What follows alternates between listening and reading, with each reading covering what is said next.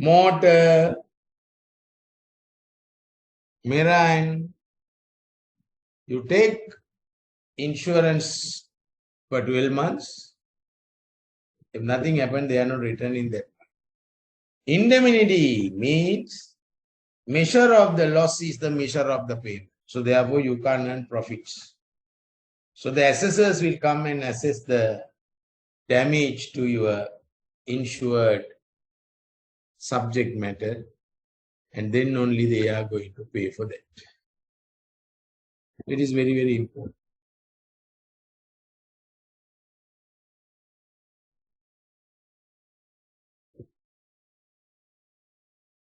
Other one is not indemnity,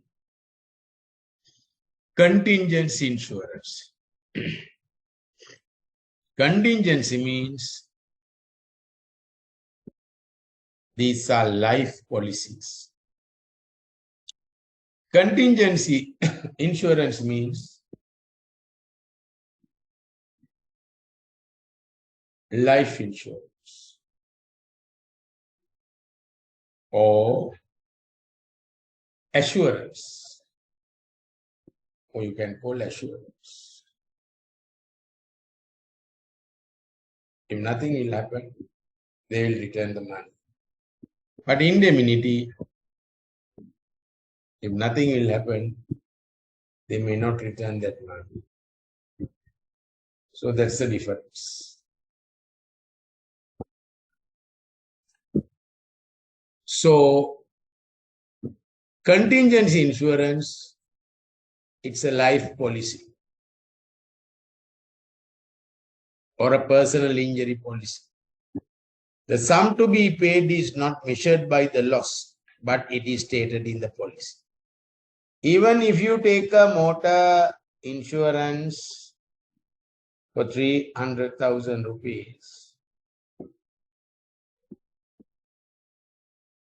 if accident happen, they will measure the loss and they will pay only to put that vehicle nearer the accident occurs. So these things are called indemnity. Motor, marine, fire, like that. But contingency means it is not basically the indemnity. Whatever the money, if the injury pass away, they will pay the stated amount in the policy. So it's a contractual sum is paid if the life ends or the limb is lost, irrespective of the value of the life or the limb. Three elements are in the insurance. There are three elements. Premium. When you enter into an insurance contract, you have to pay the premiums to keep the insurance agreement live. That is some consideration. Usually, but not necessarily by the way of periodical payments called premiums. So you pay monthly premium or quarterly or biannual like that. So when you pay the premium, then there is a insurance fund establishing in the insurance company. From that fund only, they are going to pay. So premiums, periodical payments are called premiums. So the contract gives the assured a right to receive money or money's worth upon the happening of some event. Some event means if it is a motor vehicle accident, if it is a full insured, if the vehicle condemned, then they pay the full amount. But that also depends on the market price. Market price. They don't pay that. Insurance company try to cut whatever the payment. Uncertainty event. We never expect that. Certain event you can't insure. If you know the event before, then you. So it should be uncertain event. So the event must be one which involves some degree of uncertainty. Now, if you are a site manager in a project, you have valuable machinery, vehicles. So very rare people come and steal these things. But it can happen also. If it is happening or happen, then you are entitled to recover that money. Because sometimes you keep securities also. Who knows, someone will come and take your motor. Certain motors are there in your motor, water motor, like that. These are called theft. Last one, the uncertain event which is necessary to make the contract one of insurance rather than a win. Must be an event which is prima facie adverse to the interest of the assured. So these are the three requirements. Then insurance, two sides. One is called life insurance. We call life insurance is assurance. It's like a depositing money in a bank. But bank, they will pay the full amount and the interest. But if it is an insurance one, if the person dies or died after an accident, then in the death occurs for this person who got insured, they will pay the agreed amount in the contract. You know, there was an incident very recently in Sri Lanka. Husband insured his wife in an insurance company for a big amount. And then husband tried to kill his wife by a motor accident and to claim the full amount. But it was got to know and he was arrested there. So life insurance is a contract. Life insurance is a contract by which the insurer agrees upon the death of a person whose life is insured to pay a given sum in consideration of the payment of certain sums called premium. Varika given premium. Monthly, every quarter, like that. So life insurance means basically not an insurance. It's an assurance. Whatever you pay the premium, finally, once the insurance contract matured for 25 years, 20 years, like that, you keep the insurance. And then what will happen? If the person is living after the contractual insurance contract period, you have to pay the whatever agreed in the contract. The insurable interest. There are certain insurance principles. Insurance is based on insurance principles. Now, what are the insurable interests? Insurance is based on insurable interest. Rakshana Mooladhara. Rakshana Mooladhara. First one is called insurable interest. What do you mean by insurable interest?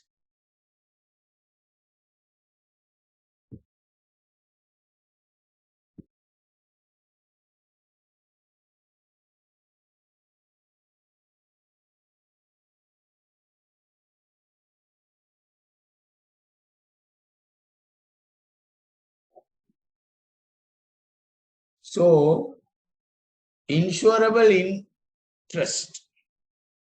Someone has an insurable interest for his life or others' life. Then only you can insure. By the Life Insurance Act 1774, not in Sri Lanka, United Kingdom. By the Life Assurance Act 1774, Section 1. Any insurance made by one person on the life of another is null and void unless the person making the insurance has an insurable interest in the life insured. You cannot insure others' life. You can insure others' life if there is a interest, insurable interest. So an insurable interest means that the person affecting the insurance will sustain some pecuniary loss on the death of the person whose life is insured.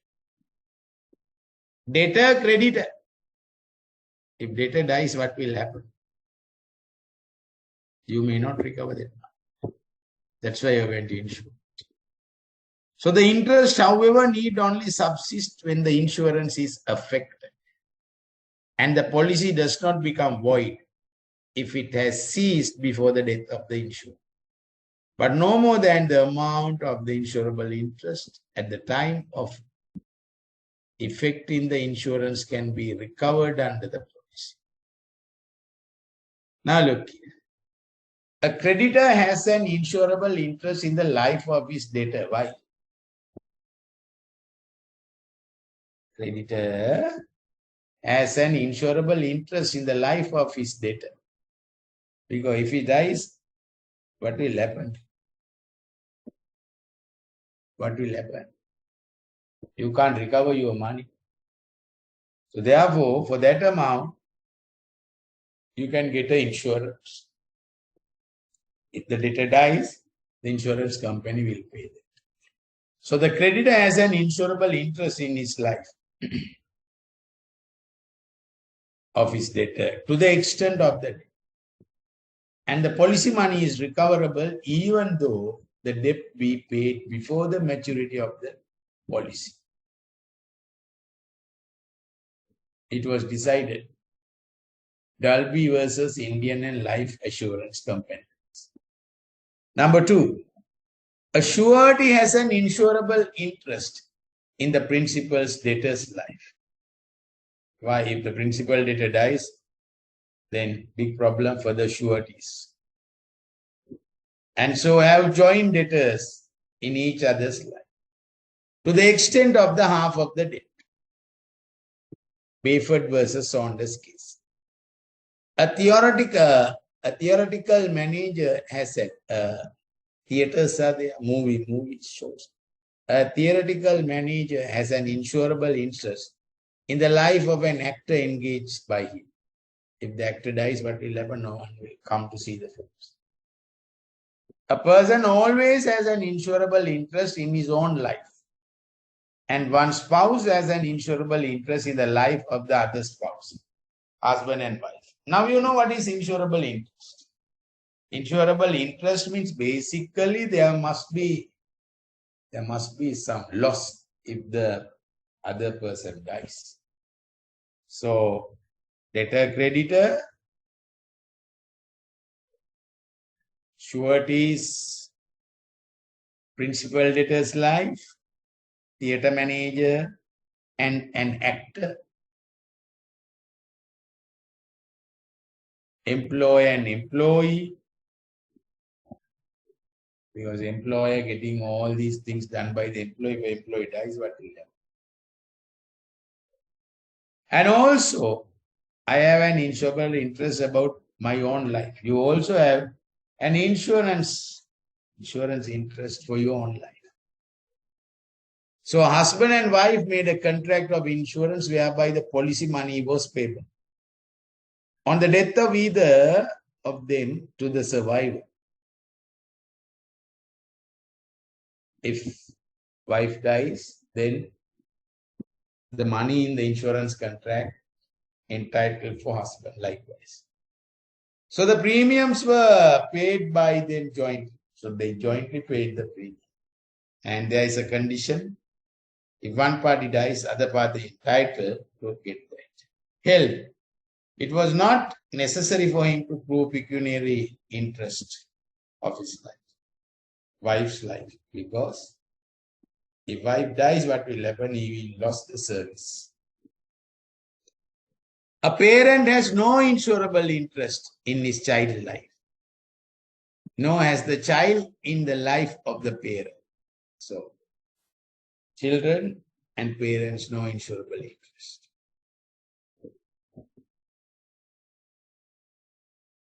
Unless the parent is supporting the child. Forward versus refugee friendly society. Sisters has no insurable interest in each other's life. They are independent. Whenever one person effects an insurance on the life of another, there must be inserted in the policy. Every time you have to draft the policy. Inserted in the policy, the name of the person interested.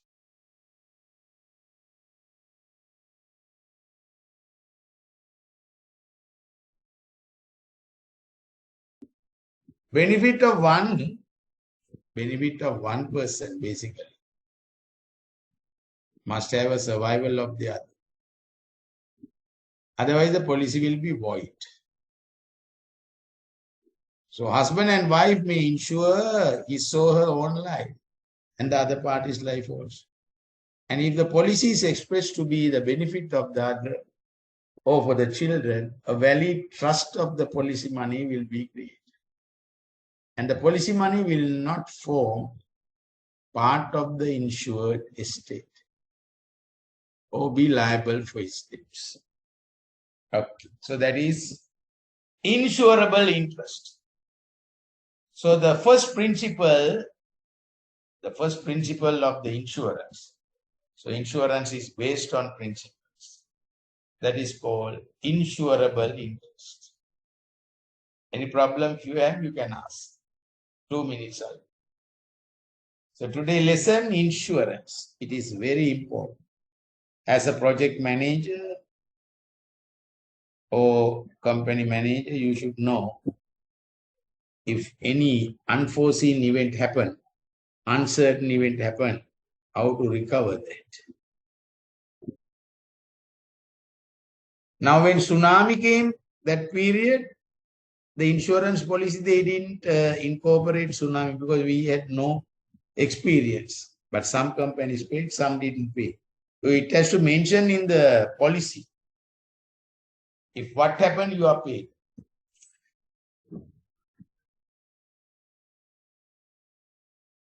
All right. Second principle. Insurance as contracts of obrimi fedi. It's a Latin term. Obrimi fedi means good faith, honest. Every time the insurance company and the insuree must inform all your valuable facts and disclose to the insurance company. Then only insurance company decide how much we are going to take from the premium, take from the insuree's premium. So life insurance, like other forms of insurance, is a contract of obrimi fedi, utmost good faith. Obrimi fedi means utmost good faith. And therefore full disclosure must be made voluntary to the insurer of every material circumstance which is known to the insurers. Based on the disclosure of the facts by the insuree to the insurance company, then they will decide how much you have to pay the premium. So in the event of failure to disclose any such circumstance, the policy is void. London Assurance versus Mansell case. In making a proposal for insurance, now if you want to enter into an insurance contract with the insurance company, you have to fill a proposal form. That is called, you have to prepare a form. That is called principles. Number 1, prima facie, utmost good faith, you have to fulfill that. So in making a proposal for insurance, in reply to question asking whether they had been accepted at the ordinary rates, said that he was then insured at 2 officers at the ordinary rates. There was a question in the proposal form. If we are going to accept your insurance, are we accepting it on ordinary rates? His insurance, his life insured in 2 other places. Now, life insurance, you can insure many places your life, and you have to pay the premium.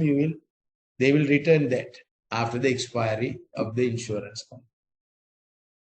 He omitted to disclose that his life had been declined by several other officers. See, several other insurance officers declined to accept his insurance.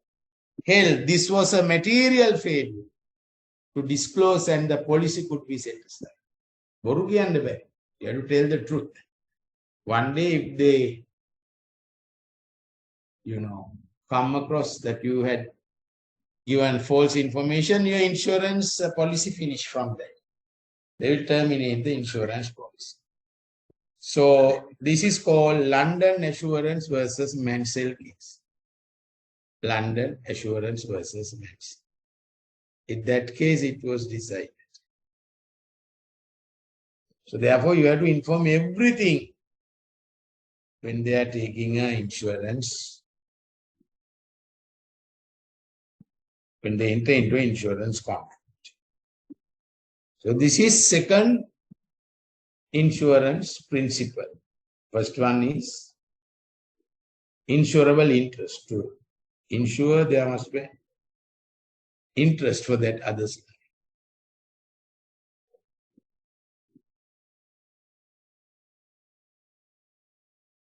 All right. So you have to disclose whatever the facts you know. If they ask anything, give the correct answer. Hell, this was a material failure, non-disclosing the insuree's life insured in other 2 places.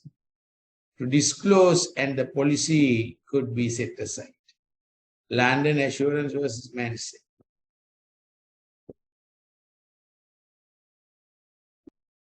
A proposal form, another case. A proposal form asked the name of any physician whom the proposer had consulted in the last 5 years. In the insurance proposal, they asked, who is your family doctor, or who is your physician? Have you consulted him for the last 5 years to find out the disease? The proposer said none. Though in fact, he had consulted a doctor to receive tonics, but he had never been away from his work. The insurance doctor said that if he had known of his, he would still have recommended the acceptance of the risks of the ordinary premium. Why? Tonic means you are not taking for Red Bull, those are tonics. So it is all right. You have consulted a doctor not for a disease,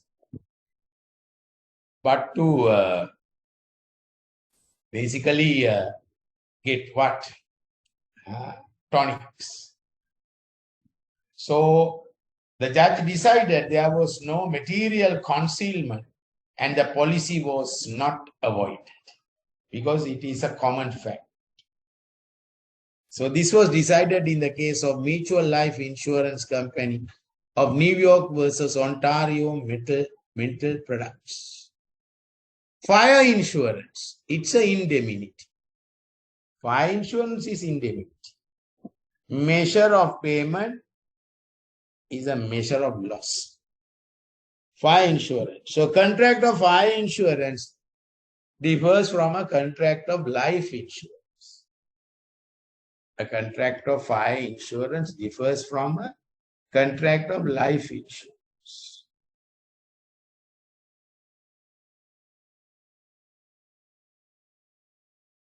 So the contract of fire insurance differs from a contract of life insurance. In that, it is contract of indemnity, not like a life. So if nothing happened, if no fire caught up, they are not returning that money. If happen, yes, they will pay to build that, whatever the construction. So contract of fire insurance differs from contract of life insurance. In that, it is a contract of indemnity. So the contract is to indemnify the assured up to a certain amount from loss or injury by fire to a specified property during time. So the contract is usually embodied in a policy. Although the Life Insurance Assurance Act 1774 refers in its title to the life assurance only, it is not in terms limited to such insurance. As a result, it has been held to apply for personal accident insurance like the new things.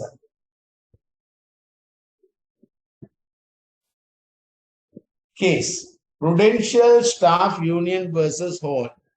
The PS Union took out a policy covering their members against the loss of money collected by them for the union by burglary. These are cash collectors, are they like that? Cash collectors.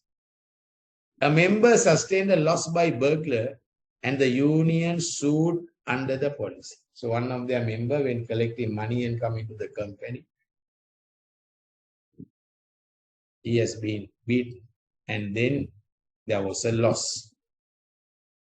Hell, the money was goods and the union need to have an insurance interest. Why you are collecting that money, you must show.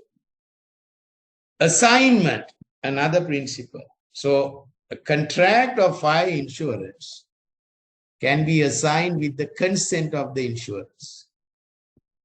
You can assign your contract to another one. If the insurer refers to the consent, the attempted assignment is for no effect.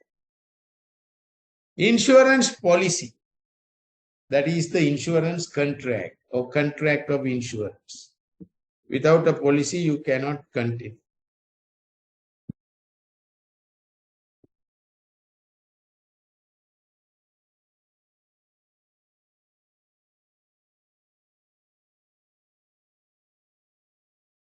Right. In order to effect insurance, the person wishing to insure fills in a proposal form. So before you enter into a insurance contract, you have to go to the insurance office or insurance agent will come and give you a proposal form. So you have to fill the proposal form. Once you fill the proposal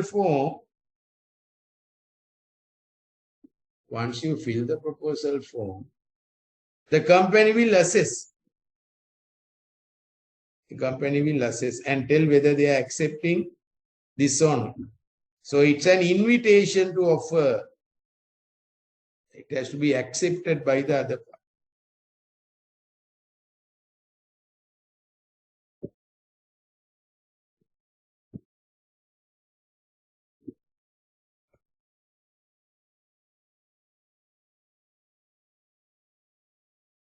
So in order to effect insurance, the person wishing to insure fills in a proposal form.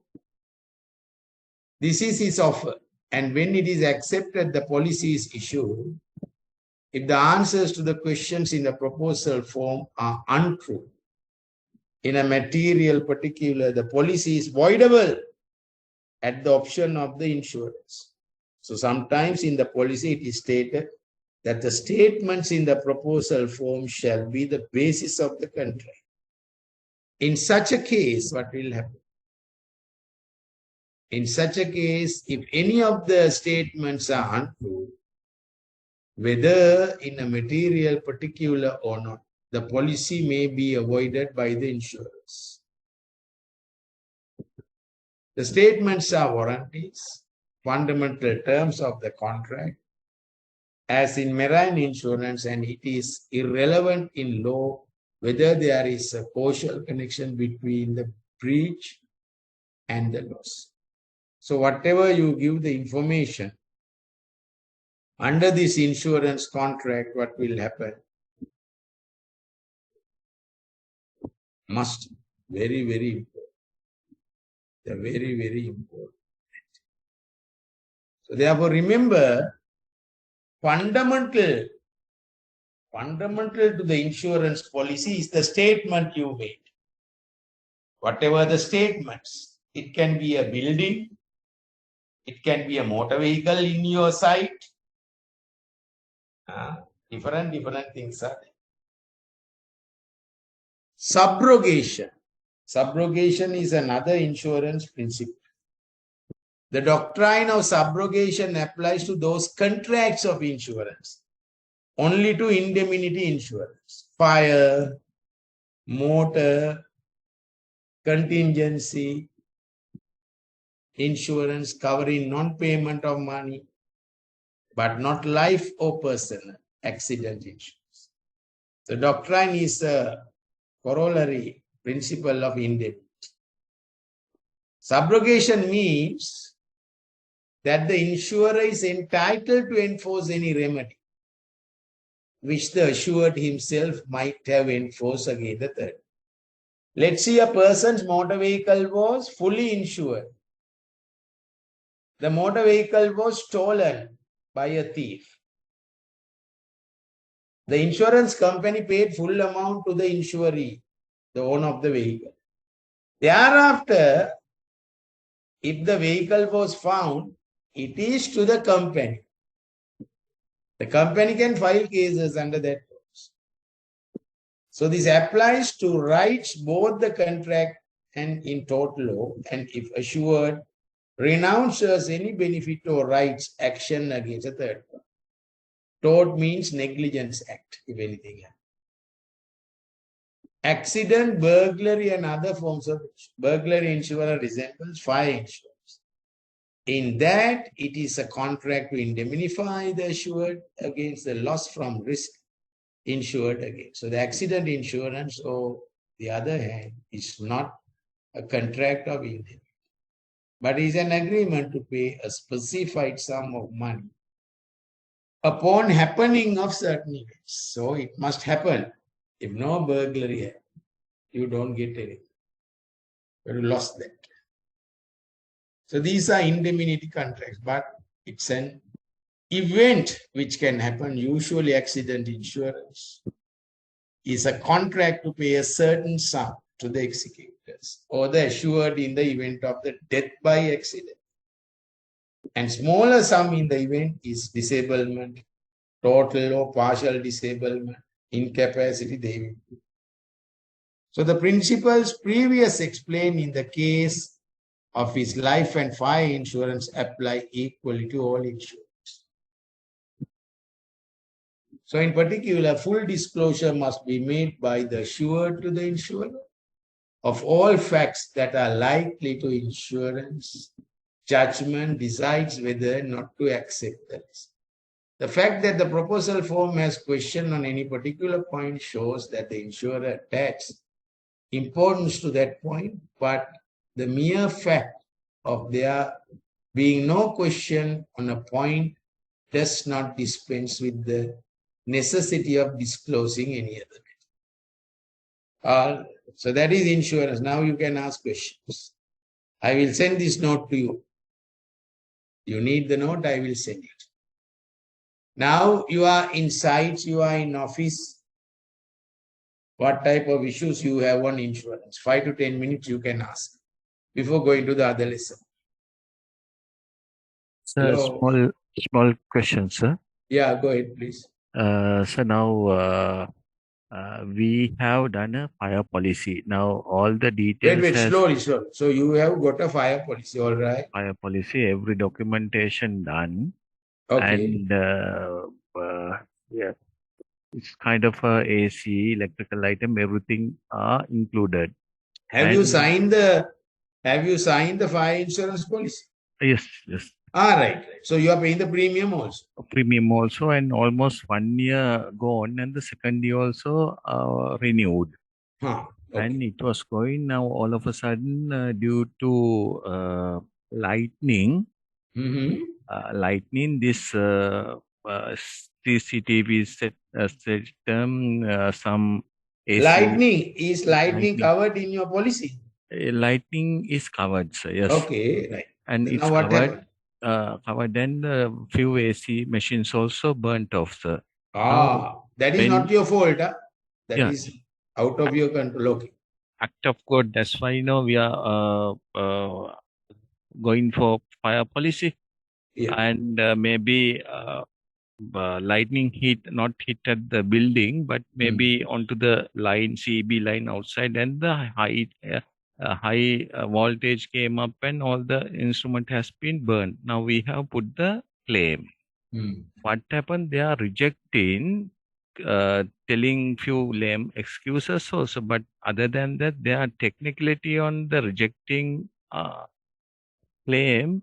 They are telling the burn mark has not been included in your policy to Mm. pay, because the lightning, if the lightning hit at a, we'll say, AC plant, you even not the burn mark, not Mm. even seen the machine also.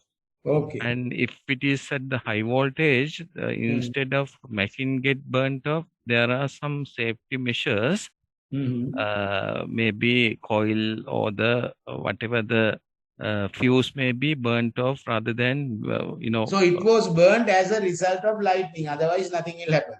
yeah, lighting. So the insurance assessors came to this place. Yeah, they came, and the Mm. person who came at the site, and he was recommended and Mm. asked to send the we'll say So claim. initially, he recommended your payment.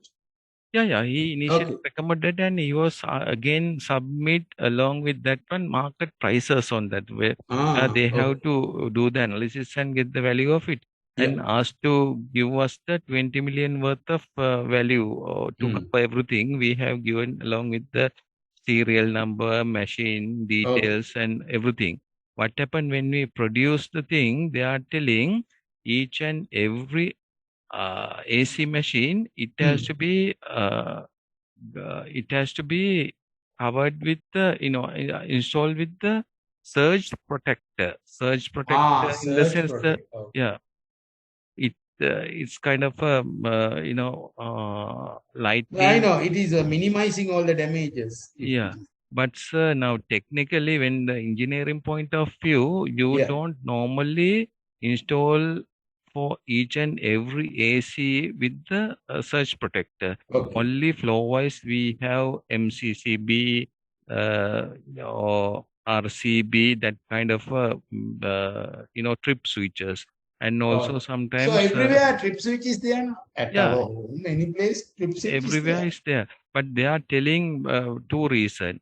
One is we are not fixed with the light in, as I said, this one, and also the burn mark is not there, and they are rejecting the claim.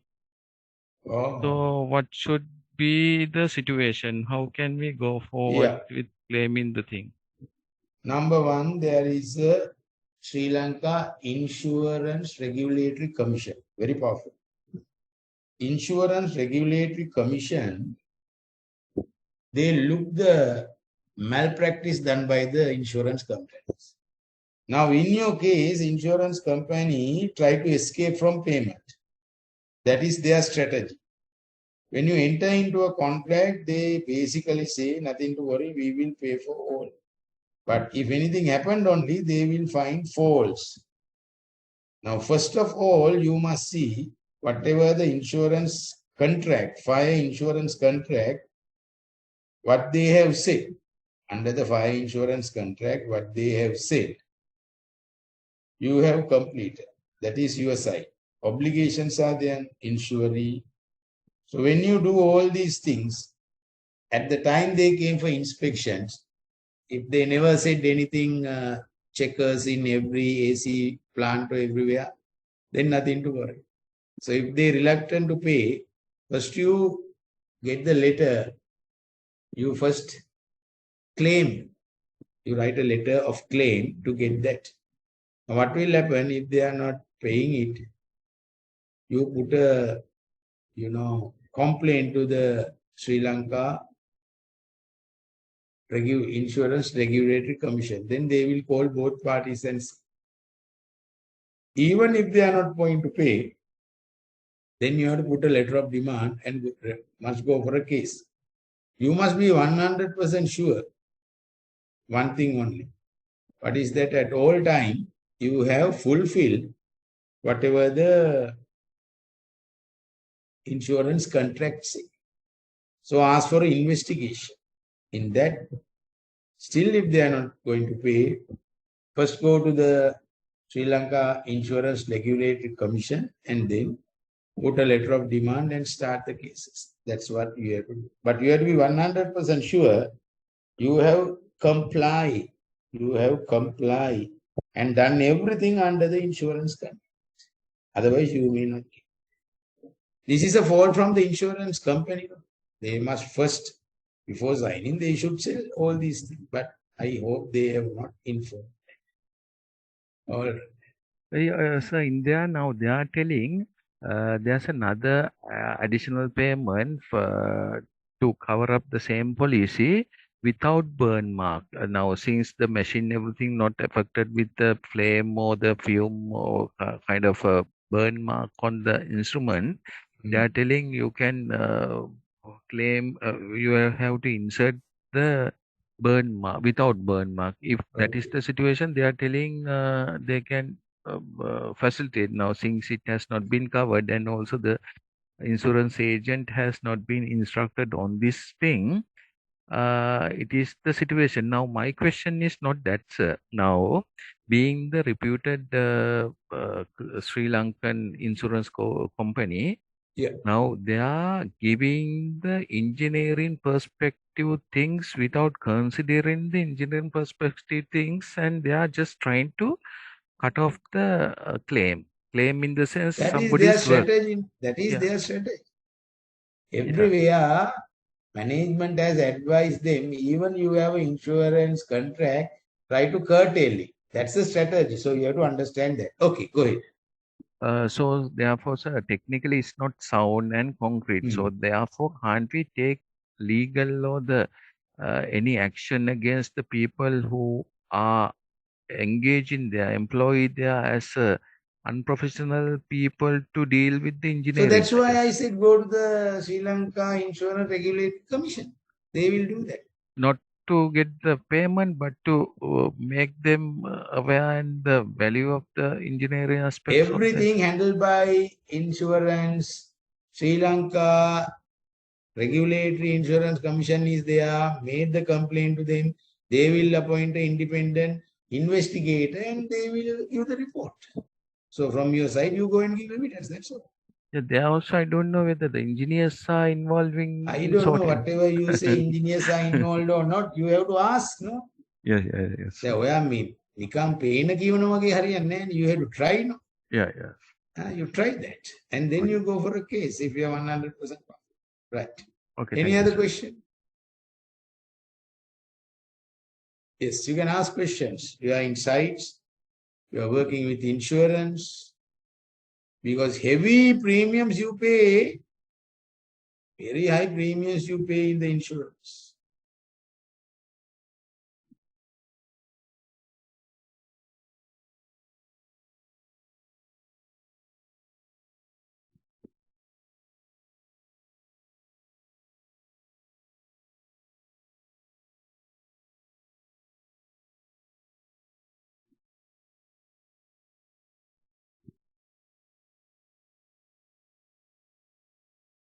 Sir, there's another. It's called.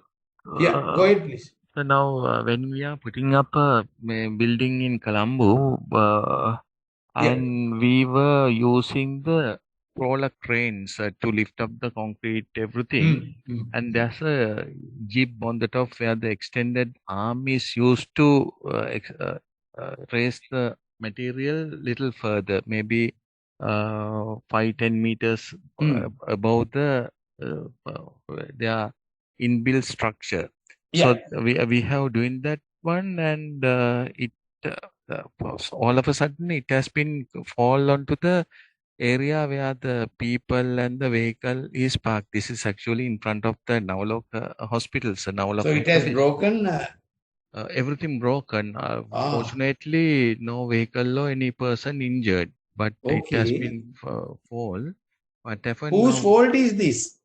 You can't say Maybe exactly. it can't say, but originally it's a extended boom is so extended gibbs. Really, it's also part of a machine, sir.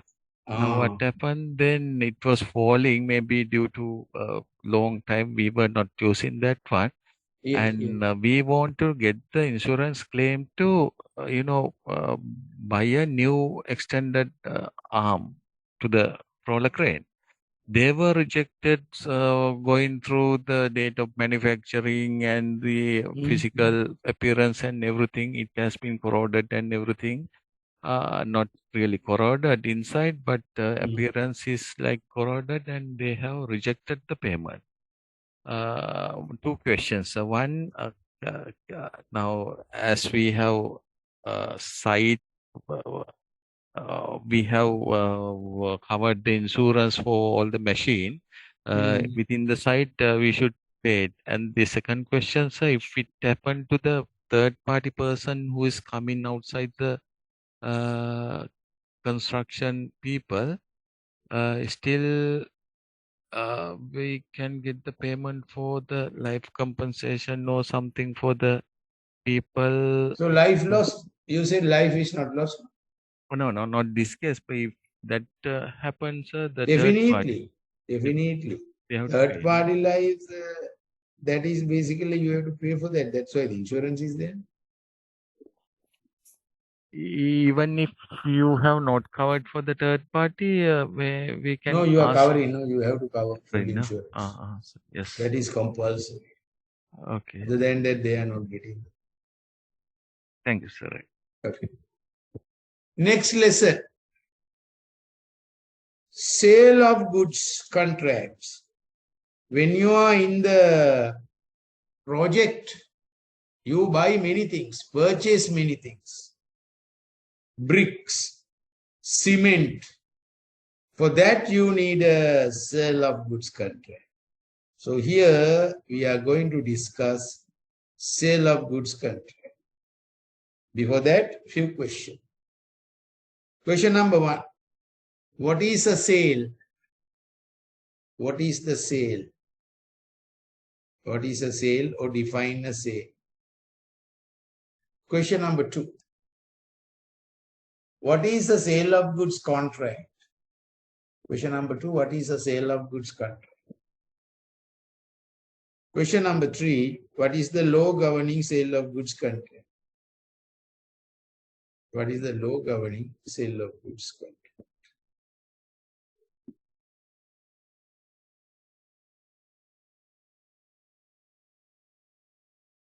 Right.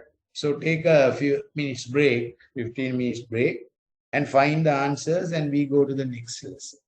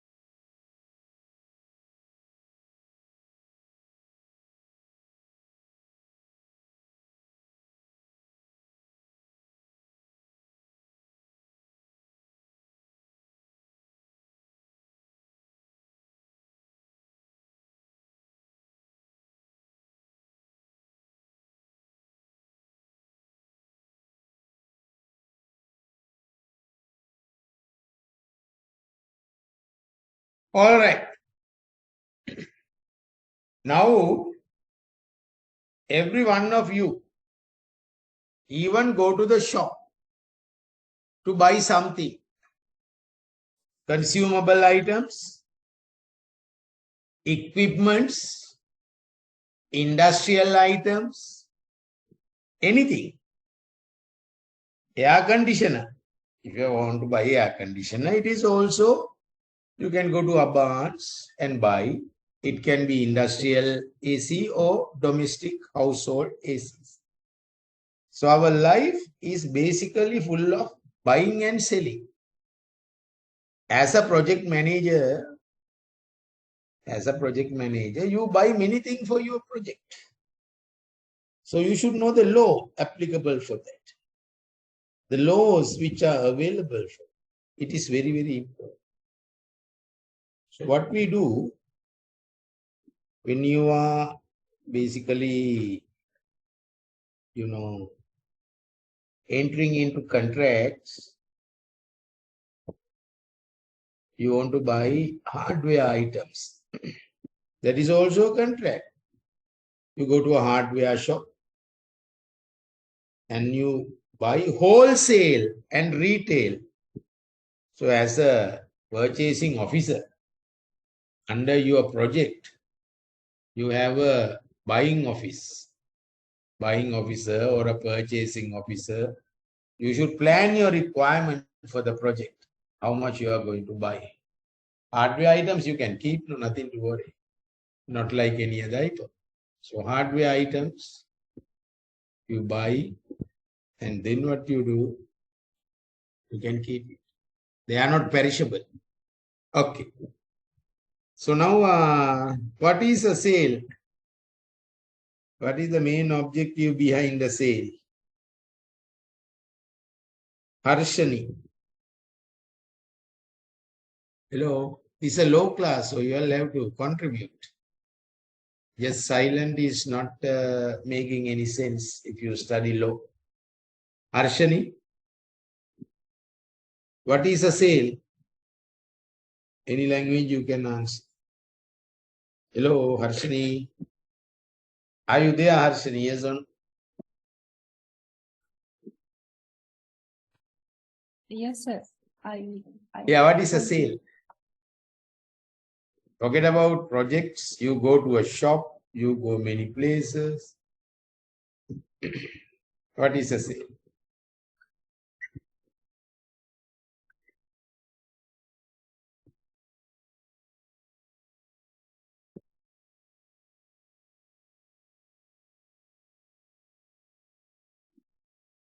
Anyone? What is a sale? කඩේට ගිහලා බඩු අරගෙන නැද්ද? What is a sale of goods contract? Anjul.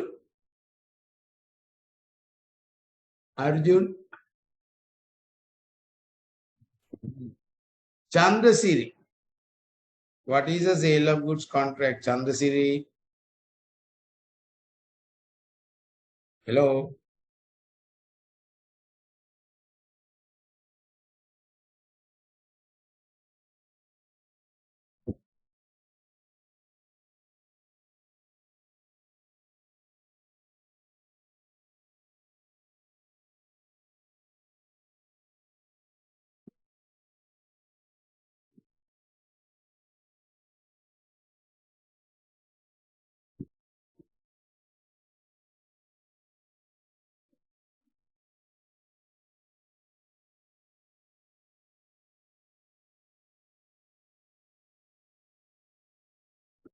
Jayant. HD Jayant. So both party agrees that price right. Who are the both parties? The seller and buyer. Okay. So seller and buyer. Right. So what happened in a sale of goods contract? Seller and buyer, what they do? They agree seller price. Buyer can, they have option. It's a quality and other thing. No, all these are later. We can discuss the quality and other things later. I am asking what is a sale of goods contract? Seller give the price, buyer agreed that and get it done. Now, the main purpose of a sale of goods contract is to transfer the ownership. Transfer the ownership from seller to buyer. You want to buy 100 cement bags. 100 cement bags. What happened there?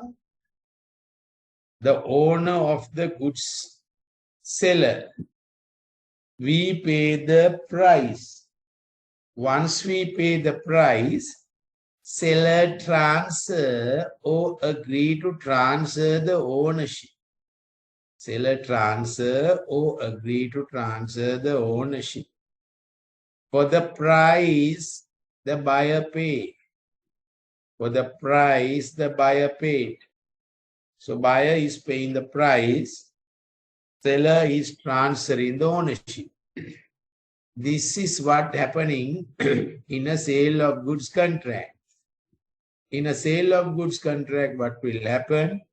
Seller transfer or agree to transfer the property of the goods. Property means ownership of the goods from seller to buyer. Right.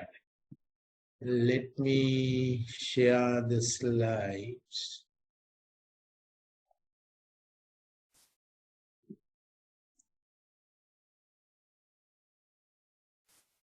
Can you see the slides, please? Hello. Slides visible on? Yes, sir. Pen on the? Yes, sir. Right. Now, what is a sale of goods contract? As we discussed, what is a sale of goods contract?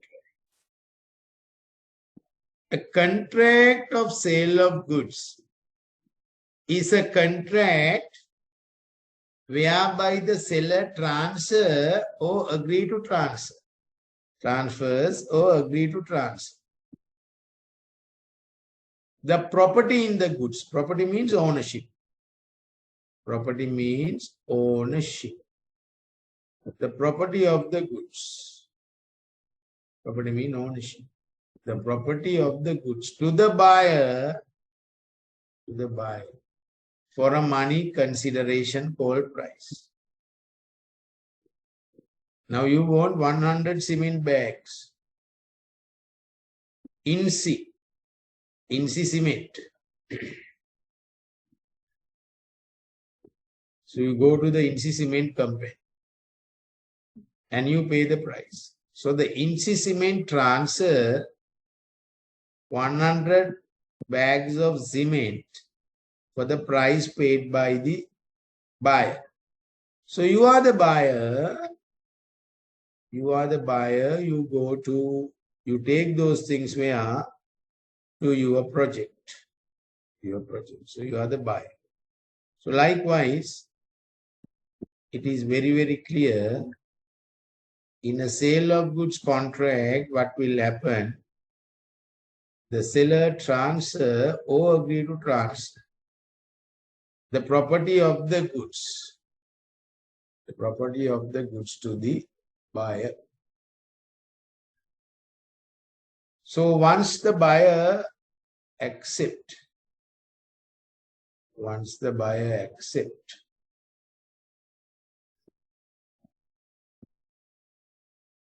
then he can consume it. He can use for other things also. So a contract of sale of goods is a contract whereby the seller transfers or agrees to transfer the property in goods to the buyer for a money consideration called price. So the term goods include chattels, personal, private property. Chattels means property, private property. Other than things in action and money. Chattels personal are to be distinguished from chattels real. Personal things are there, and also private and whatever you use, that is there. All right. So chattels personal are distinguished from chattels real.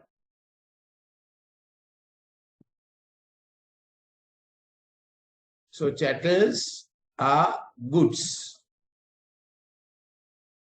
Normally in United Kingdom, Old English, they call that.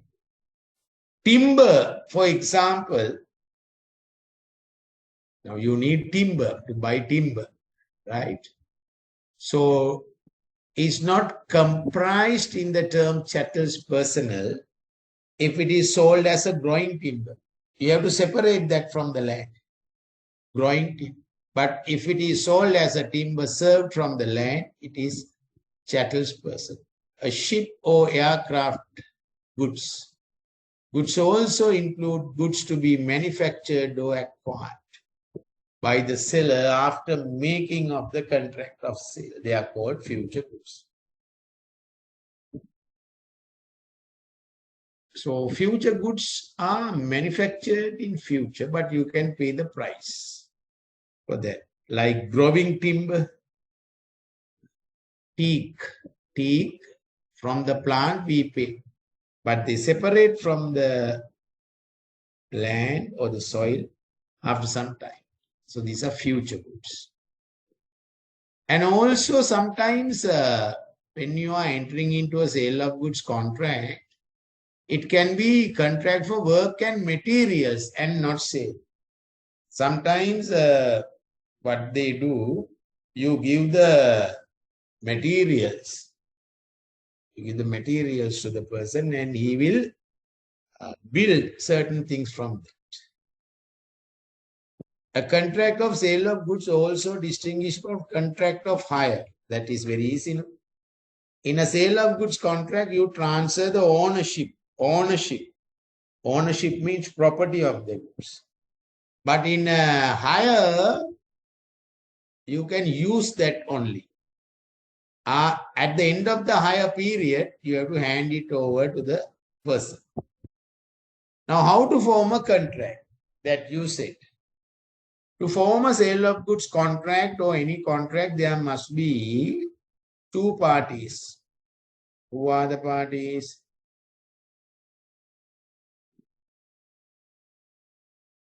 Seller, buyer.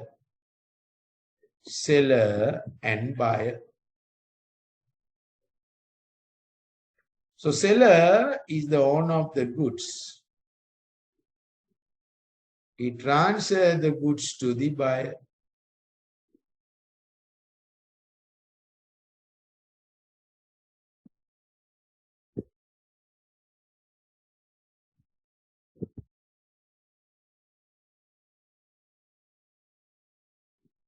Seller transfers the property of the goods to the buyer for the money he paid. For the money he paid. So contract of sale of goods may be in writing.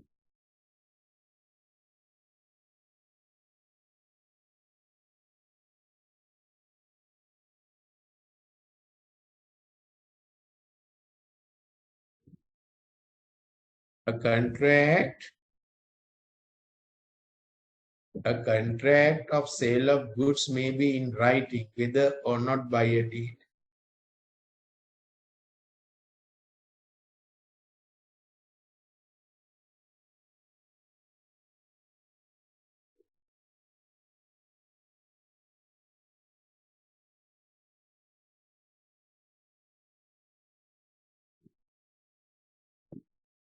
So contract of sale of goods may be in writing, whether or not in a deed, or by word of mouth, or partly in writing and partly by word of mouth, or may be implied by the conduct of the parties. Subject matter of the contract. The goods which form the subject of a contract of sale may be either existing goods or goods to be manufactured. What do you mean by goods to be manufactured? They manufacture in future. You pay in advance. You pay in advance, and then it is not a sale of goods contract, agreement for sale. Existing goods. Existing goods means goods already manufactured. So it is very easy to transfer the ownership of an existing goods under a contract of sale of goods called the sale. So where the property is to be transferred after the conclusion of the contract of sale, the contract is called an agreement to sell. So where the property is to be transferred after the conclusion of the contract of sale, the contract is called an agreement to sell. So in a contract for the sale of specific goods, the goods have, without the seller's knowledge, perished at the time when the contract was made. It was. So here what you should know the difference between sale and agreement for sale. Vikinimai vikinimata ekagathāvaya. Sale means already goods, ownership transferred, and you paid the amount. Agreement for sale is not like that. Agreement for sale, what will happen?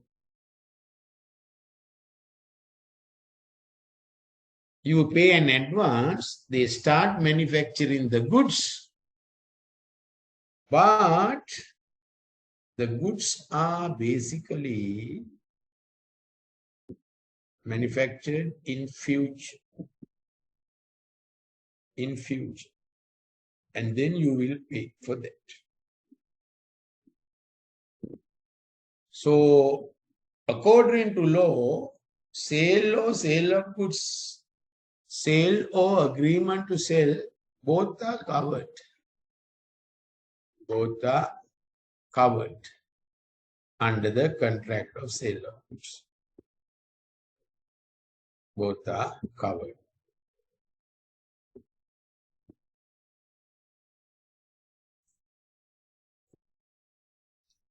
Now, every sale of goods contract, there are terms. What are the terms? Terms are sentences in a contract. Terms are sentences in a contract.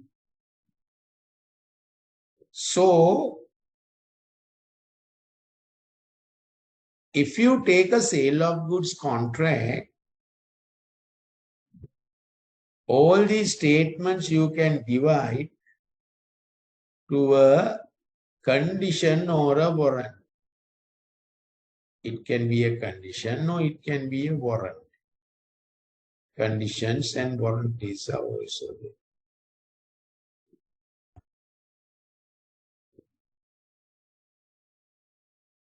Therefore, you have to remember the difference between a condition and warranty. We have discussed this under law of contract.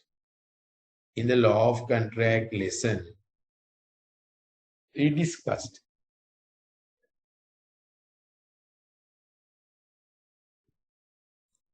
A condition is a stipulation in a contract, sentence in a contract, which going to the root of the contract, it is the essence of the contract, which goes to the root of the contract and also the essence of the contract.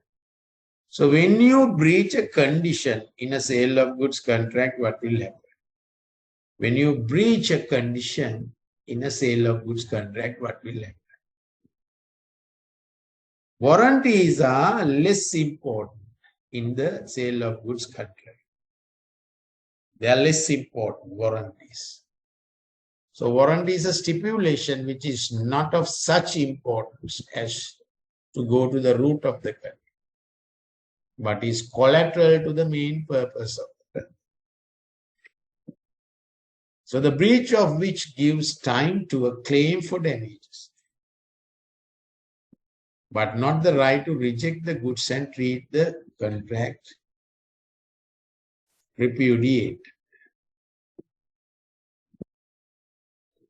So whether a term is a condition of warranty depends on the construction of the particular contract for sale. If it is a substantive term, it is a condition which goes to the root of the contract, which is the base of the contract. Then it is basically a condition. Warranties are less important. Warranties are less important. And they does not go to the root of the contract. And they are basically what will happen. Contract is not terminating, only pay for damages. You have to pay for damages. There are some implied terms.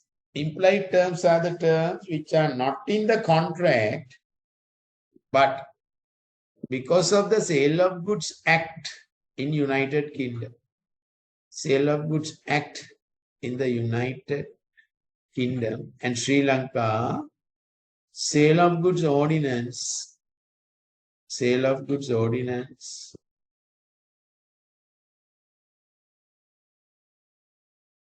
what will happen? To protect the innocent buyer, to protect the innocent buyer, to protect the innocent buyer. Because of the Sale of Goods Ordinance, they are impliedly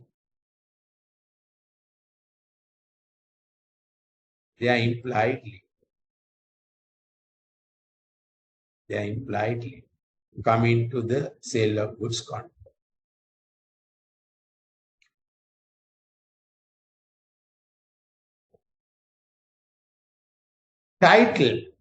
Title means ownership. Sometimes you have not said you are the owner, but nothing to worry about that. The ownership is impliedly coming. So there is an implied condition on the part of the seller that in the case of a sale, he has a right to sell the goods. So every seller has a right to sell the goods. In the case of an agreement to sell, with the time the property is to pass. If therefore the seller has no title, he is liable for damages to the buyer.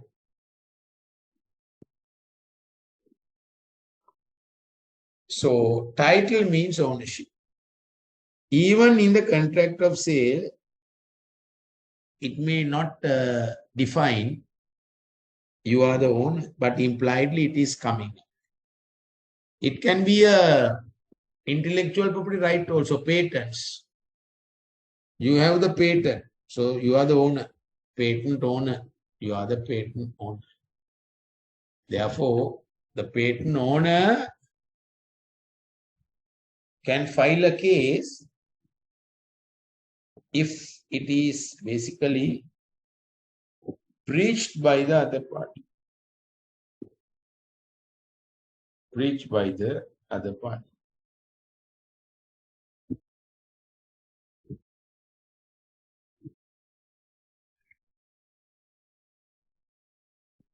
Also, the ownership is coming by registration sometimes. You have to register. Some you don't want to register. Now, if you want to, when you are purchasing a car, you register that. Then the registered ownership is there. So remember, this road marking machine case is very important. In a contract made before May 1970, the seller sold the buyers some road marking machines.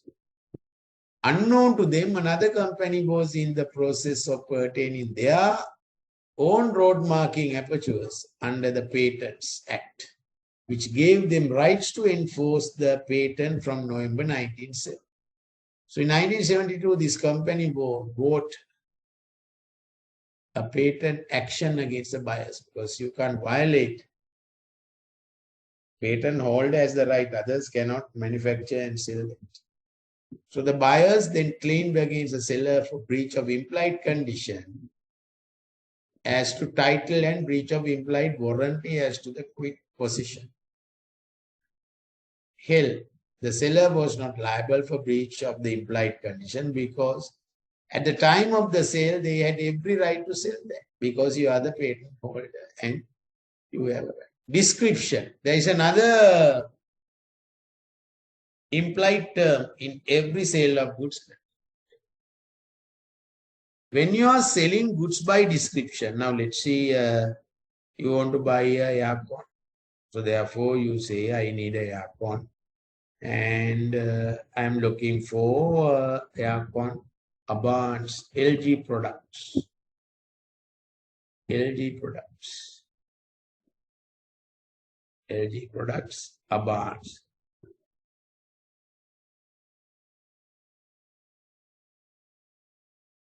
So that is sale by description. When you are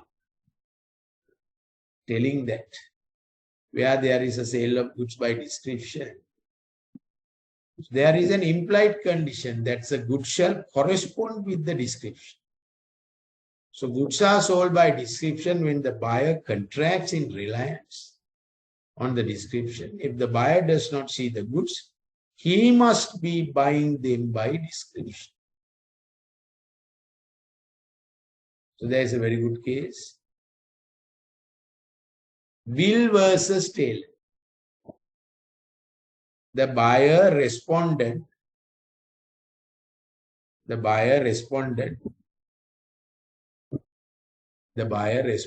to an advertisement describing a car for sale as a 1961 model. A car for sale as a 1961 model.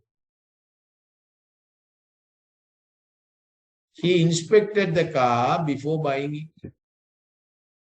After buying it, he discovered that the car consisted of half of a 1961 model and half of an earlier car. Hence, the seller was liable under Section 13 since the buyer had relied at least to some extent on the description. If you are giving a description, now you see you are buying some metal. So the seller will give a description. But later you found whatever the description given for this steel or metal not tally with the description. Then you can file a case. Then you can file. So it is very, very important. Whatever you describe, it must be in the goods. Otherwise, it's a violation of the sale of goods contract. Likewise, there are a lot of cases. I don't want to take many cases. You should know the concept. Sale of goods by sample and description. Sale of goods by sample and description. If you are buying goods, sample and description, both must be telling. Both must be telling. Not only the sample, not only the description, both must tell. Where there is a sale of goods by sample as well as by description, the goods must correspond with the description as well as the sample. So the goods must correspond, description as well as the sample.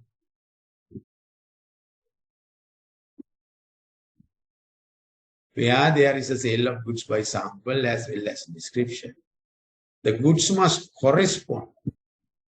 The goods must correspond with the description as well as sample. Now see this case. Remo and Company and Laundry.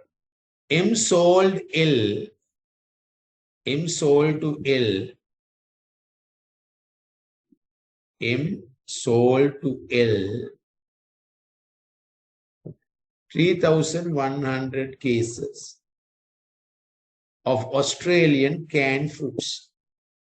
Australian canned fruits.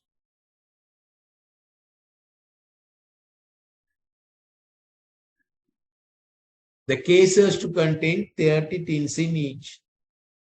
One case, 30 tins in each. M delivered the total quantity. M delivered the total quantity. But about half of the cases contain 24 tins and the remainder 30 tins. L rejected the goods. He can reject the goods. Why? Not tally with both. There was no difference in the market value between goods packed 24 tins and goods packed 30 tins. Here, as the goods delivered did not correspond with the description of those ordered. See, each tin 30, but here half 30 and half 24. So what will happen? In this, the court decided it is a breach of sale by description and sample. It must tally for both. It must tally for both, not only sample. Not only sample, and also not only description. Both must be tally.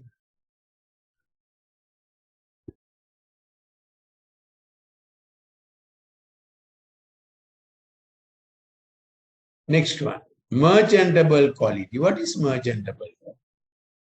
Now, when you are in the industry, you know there is a SLS, Sri Lanka Standards. SLS means, yes. SLS means it's good quality. Internationally, ISO 9000 series. So merchantable quality is one of the key features.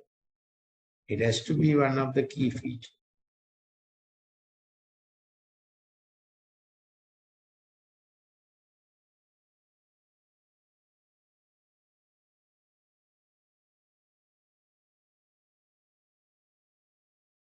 So where the seller sell the goods, where the seller sell the goods in the course of a business, in the course of a business, there is an implied condition.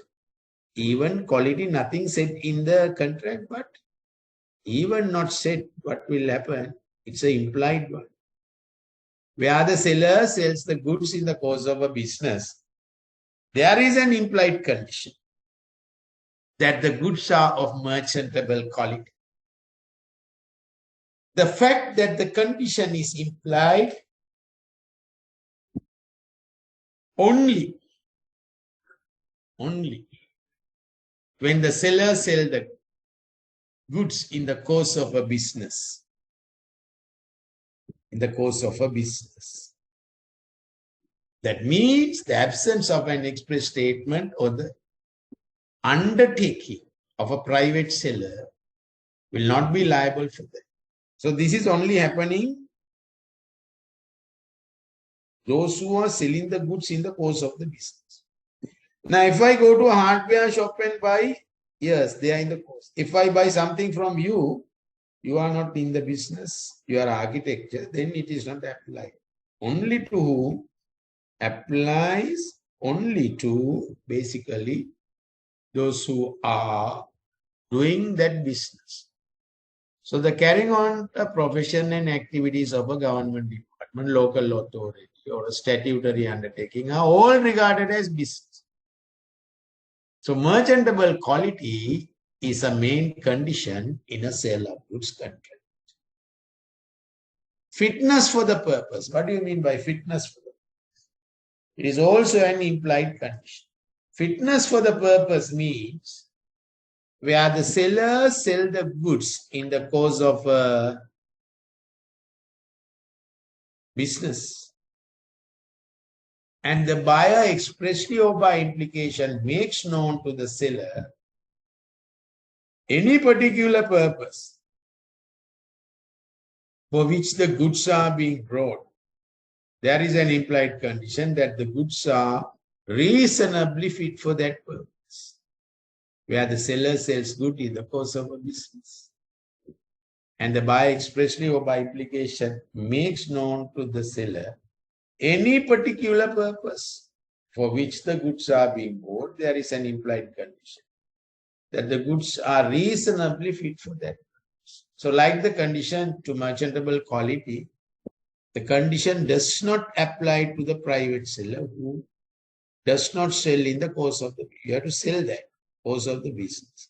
So the purpose for which goods are required need not be expressly made to the seller if it is implied clear by circumstance. Now see this case. Vauxhall Engineering Company Limited versus BDH Chemicals.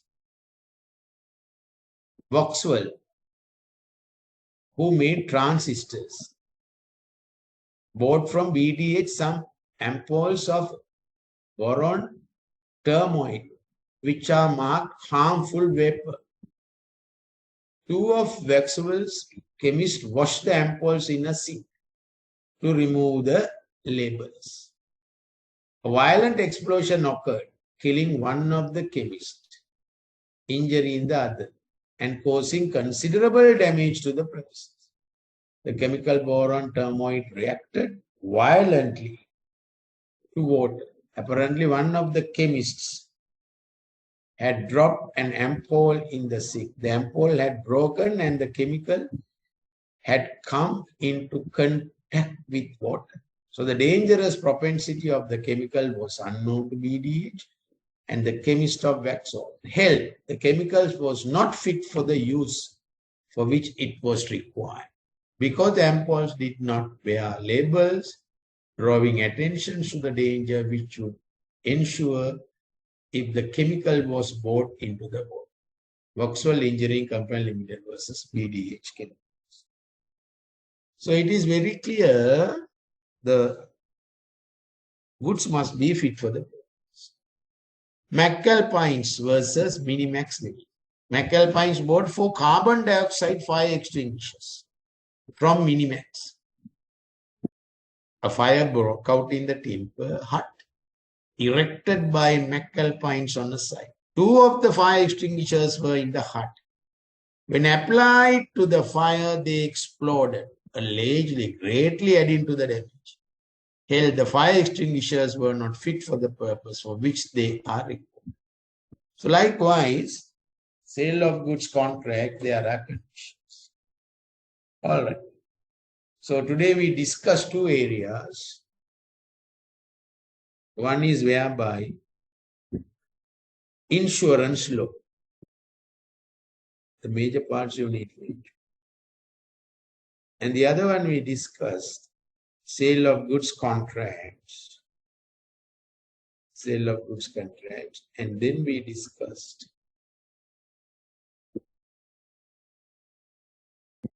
the conditions and warranties in a sale of goods. Now question and answers. Any question you can ask. Sale of goods contract.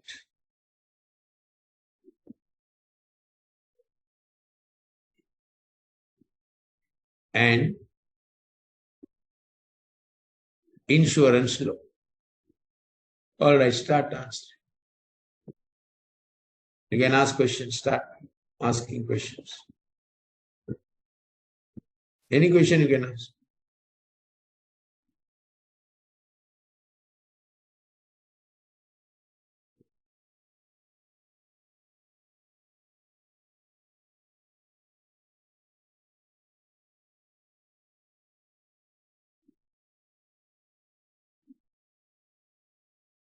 ඕන ප්‍රශ්නයක් අහන්න ඕන බාස.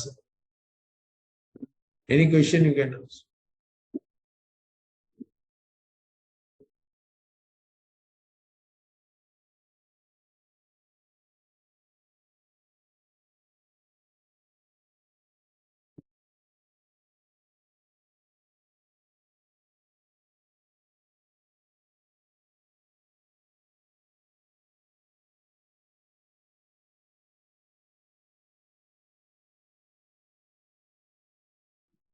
Any questions? Okay, if no question, we can wind up. If questions you can ask, otherwise you can wind up. Any question if you have, you can ask.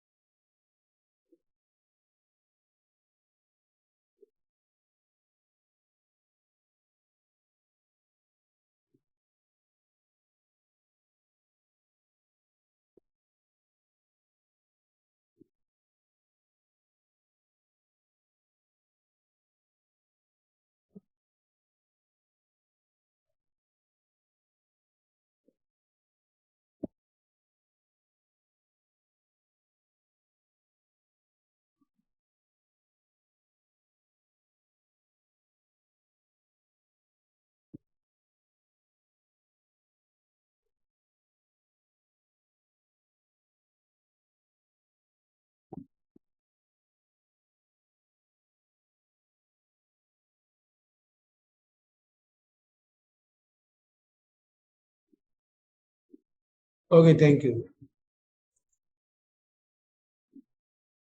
Thank you, sir. Thank you, sir.